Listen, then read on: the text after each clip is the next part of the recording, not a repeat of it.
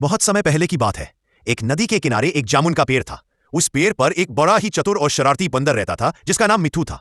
मिठू रोजाना मीठे मीठे जामुन खाता था और बहुत खुश रहता था। उसी नदी में एक मगरमच्छ भी रहता था जिसका नाम था कालिया। कालिया बहुत आलसी था और हमेशा खाने की तलाश में रहता था। एक दिन मगरमच्छ ने देखा कि बंदर रोज जामुन खाता है। मगरमच्छ ने सोचा, अगर बंदर रोज इतने मीठे जामुन खाता है तो उसका कलेजा दिल कितना मीठा होगा।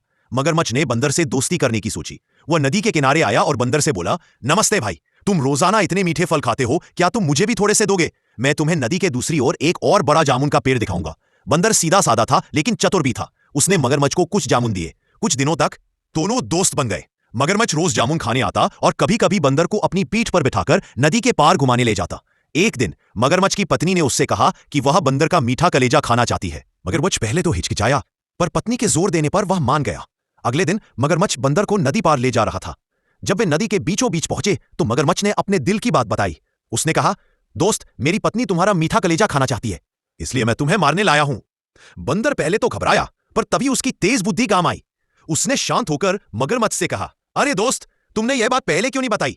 हम बंदर लोग तो अपना कलेजा पेड़ पर ही टांग कर रखते हैं। अगर तुम्हें मेरा कलेजा चाहिए तो हमें वापस पेड़ के पास जाना होगा।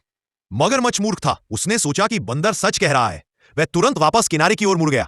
जैसे ही वे किनारे पहुंचे, बंदर फुर्ती से मगरमच्छ की पीठ से कूदकर जामुन के पेड़ पर चढ़ गया। पेड़ पर चढ़कर बंदर जोर से हंसते हुए कहा, अरे मूर्ख मगरमच्छ, क्या कोई अपना कलेजा शरीर से अलग कर सकता है? मैंने तो तुम्हें बेवकूफ बनाया। अब तुम कभी मेरे पास मत आना। मगरमच्छ को अपनी मूर्खता पर बहुत पछतावा हुआ, पर अब कुछ नहीं हो सकता था। वह शर्मिंदा होकर वापस नदी में चला गया और चतुर बंदर खुशी खुशी जामुन के पेड़ पर रहने लगा। प्रिय दोस्तों, बुद्धि ही सबसे बड़ी शक्ति है। कठिन से कठिन परिस्थिति में भी हमें घबराना नहीं चाहिए, बल्कि अपनी सूझबूझ और चतुराई का इस्तेमाल करना चाहिए।